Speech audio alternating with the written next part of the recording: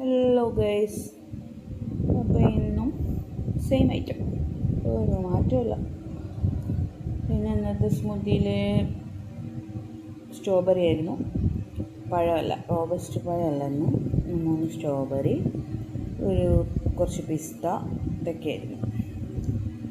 പക്ഷേ റോബസ്റ്റ് ആയിരുന്നു കേട്ടോ നല്ലത്. അയ്യോ, പാല് ഫുള്ളായിട്ട് അടിഞ്ഞില്ല, കട്ട കിടക്കണം.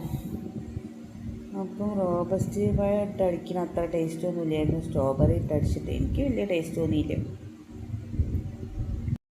ഇന്ന് ലഞ്ചിന് ഇതൊക്കെയായിരുന്നു കേട്ടോ.